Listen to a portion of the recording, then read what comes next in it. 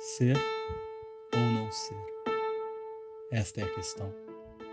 Morrer, dormir, só isso.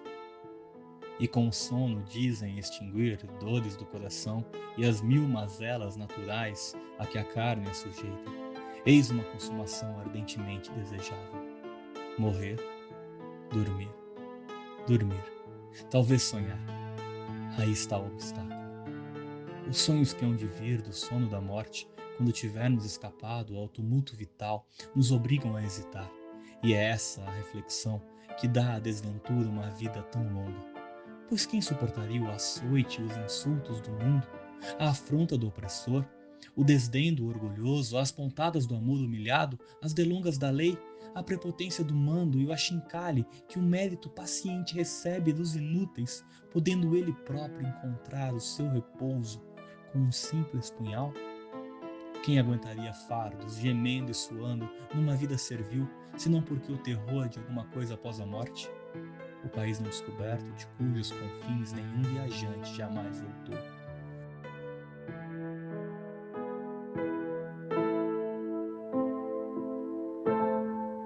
Que você, embora todo mundo diga que a gente é igual e passa pelas mesmas situações, você não passa. E isso acaba tendo um peso imenso, porque, para contextualizar, a minha infância foi na década de 70, a adolescência na década de 80. Então, antes da Constituição que nos dá essa igualdade. Então, quando eu tinha 14 anos, eu fui sair com um cara que eu gostava, né? E ele me beijou, e aí ele foi passar a mão em mim, eu não quis deixar, e aí ele disse, vai me falar que você é virgem. Esse foi o primeiro choque de realidade que eu tive do não pertencimento dos nossos corpos, né? De ser de todo mundo.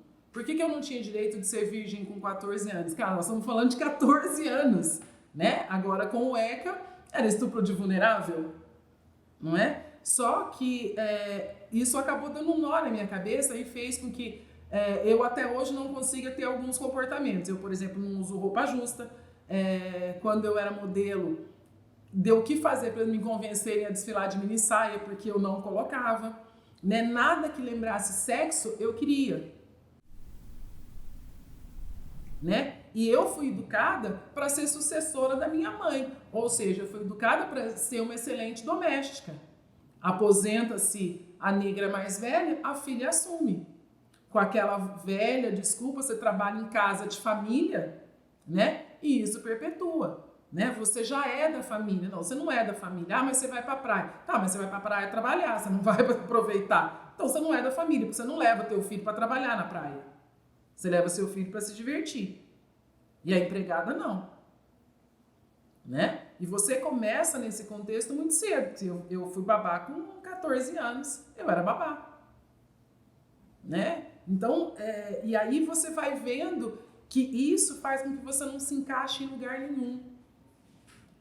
E esse não se encaixar a lugar nenhum, tem hora que dói tanto que você quer que pare. Você quer que pare. E a única maneira que um adolescente vê de parar ou de chamar a atenção para que pare é a tentativa de suicídio. É você chegar naquele momento que você fala, cara, eu não vou dar conta. Eu vou citar aqui não vou falar o nome da pessoa, mas também se o dia que vê o depoimento vai saber que é dele que eu tô falando. Um dia eu estava indo para a escola, eu já estudava à noite no instituto, tinha de 14 para 15 anos. Tudo vocês percebem que tudo aconteceu, né? Da fase dos 14, né? Do final ali mesmo da adolescência. E aquele dia eu queria mesmo dar fim em tudo, eu não via saída, eu não queria mais, eu não me sentia feliz dentro de casa e não tinha um grupo de apoio fora de casa. E aí eu encontrei com esse rapaz que nem era meu amigo, ele era amigo da minha irmã. E ele só parou para conversar comigo porque ele me confundiu com ela.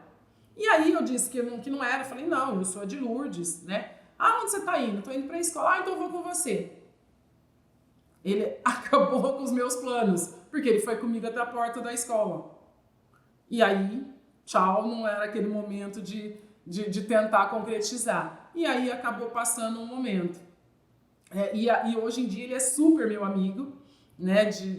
de eu ficar na casa dele em São Paulo e tal. Mas naquele dia, sem ele saber, ele era o anjo que ia me impedir, né? E ele me mostrou um outro lado, depois que a gente acabou fazendo amizade, aí eu fui desfilar com ele e tal, e ele acabou me mostrando um outro lado diferente, né? De algumas coisas que eu podia ser, independente daquilo que as pessoas diziam que eu podia ser.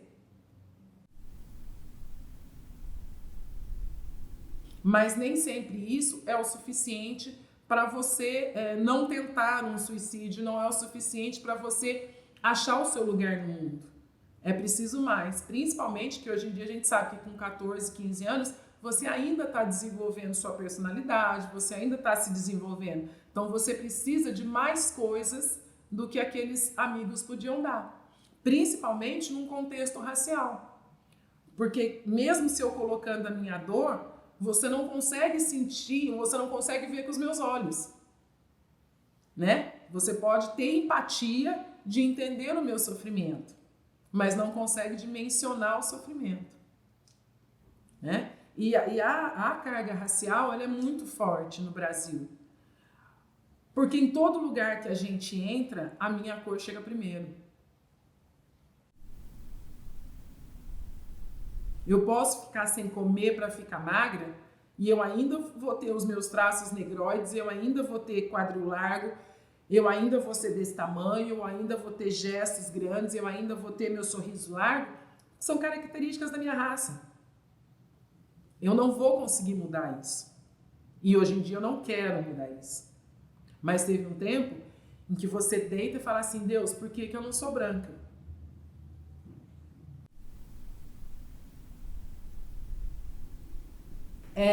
A gente comentava, a minha madrinha, ela tomava conta dos anjos de Nossa Senhora, na procissão de Nossa Senhora do Perpétuo Socorro. E eu queria muito ser anjo de Nossa Senhora. E aí, quando eu fiz 7 anos, aí eu falei pra ela, ai madrinha, agora eu posso ser anjo, né? Eu vi que ela ficou constrangida e aí nós fomos conversar com o padre, né? Aí o padre todo cheio de tatos falou assim, então, não dá, porque não tem anjo negro, né? Só que você está falando isso para uma criança de 7 anos. Então, o suicídio ele não é um fenômeno único, né, que se dá de uma forma só. Ele acontece dependendo do segmento da sociedade, ele tem várias causas, né? Então, por exemplo, o suicídio na juventude negra, ele se dá de uma maneira diferente do que na juventude branca. O suicídio entre homens se dá diferente do suicídio entre mulheres, né? Então, uma coisa que influencia muito no mundo contemporâneo é um novo tipo de relação que a gente tem entre os seres humanos. É uma relação mais sem bases estruturadas, mais líquida, né? Como diria o Bauman. Relações que elas se diluem rapidamente, né? A gente tem que entender também nessa reflexão que na sociedade contemporânea isso tem sido aflorado, principalmente pelas mídias de massa, pelo modelo econômico que a gente vive, que busca incentivar esse lado competidor ou consumidor, ou até de utilidade das coisas, né? O sistema econômico que a gente vive, ele preza muito pela questão de se a coisa é útil ou não, né? Isso foge do espectro até filosófico da questão, porque se uma coisa é útil para o nosso sistema econômico, se ela não é útil, ela tem que ser descartada, né? Então, por isso, justamente, aflora relações bem sem bases estruturais, relações que se diluem muito rápido, porque a partir do momento que a minha relação com determinada gente, ela não tem mais utilidade para mim, no modelo econômico que a gente vive, ela não deve existir mais. Também considerar essa questão do pensar do ponto de vista do outro, compreender as razões do outro, compreender o ponto de vista que o outro está agindo de determinada forma, né? Para a gente poder compreender a situação de uma maneira mais complexa, de uma maneira que abarque mais uma totalidade. Então isso pode nos ajudar muito a compreender, até enfrentar o outro. Enfrentar ou compreender, dependendo do caso, se for um caso intencional ou não, mas de entender compreender toda a situação. Então, nesse sentido, fica o que eu tento trazer para a minha vida, até da filosofia, né?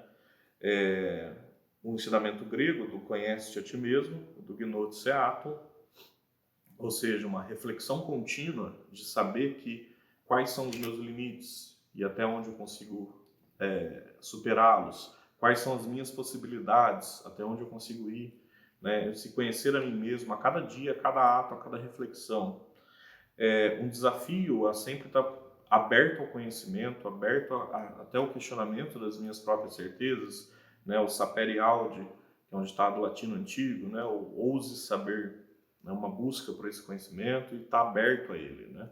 Não adianta nada a gente buscar conhecer as coisas, sendo que a gente está cheio de certezas, né? O maior ensinamento socrático é eu só sei que nada sei. É o reconhecimento da ignorância como o único conhecimento que eu detenho para poder estar aberto a aprender algo novo, né? E saber também, eu levo esse corpo nesse sentido de entender que a morte ela acontece, ela é um dever, ela é uma certeza humana, mas que ela aconteça naturalmente, no tempo certo, no momento que tiver que acontecer, não que eu chegue ao ponto de algum momento desanimar e querer chegar a um ato de tirar a existência da minha própria consciência, né? E aí eu falei da empatia, às vezes eu não vou conseguir sentir o que você está sentindo, mas eu consigo ser solidário com a sua dor. E talvez naquele ser solidário eu consiga achar uma saída para você, te ajudar a achar uma saída. Para que não existam prédios altos o suficientes para a gente pular, não existam árvores suficientes para você colocar uma corda, ou não exista nem a mínima possibilidade de você ter esse pensamento. Porque a primeira vez que eu fui fazer terapia porque um dia eu me peguei pesquisando maneiras de me matar.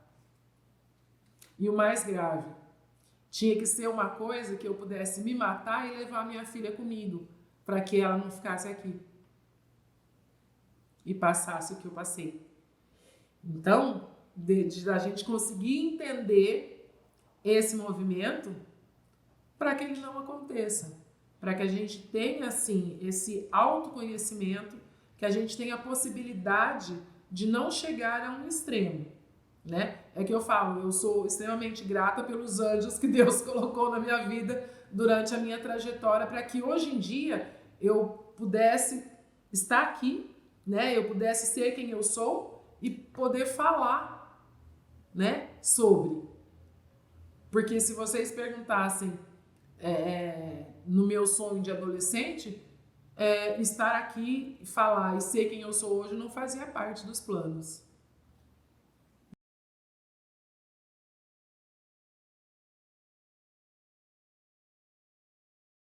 Onde um salgueiro cresce sobre o arroio e espelha as flores cor de cinza na água, ali, com suas líricas grinaldas de urtigas, margaridas e rainúnculos e as longas flores de purpúreas cores, a que os pastores dão um nome obsceno e as virgens chamam de dedos de defunto. Subindo aos galhos para pendurar essas coroas vegetais nos ramos, pérfido, um galho se partiu de súbito, fazendo despencar-se as suas flores dentro do riacho. Suas longas vestes se abriram, flutuando sobre as águas. Como sereia, assim ficou, cantando velhas canções, apenas uns segundos inocente da própria desventura, ou como um ser nascido e acostumado nesse elemento. Mas durou bem pouco, até que suas vestes encharcadas a levassem, envolta em melodias, a sufocar em luz.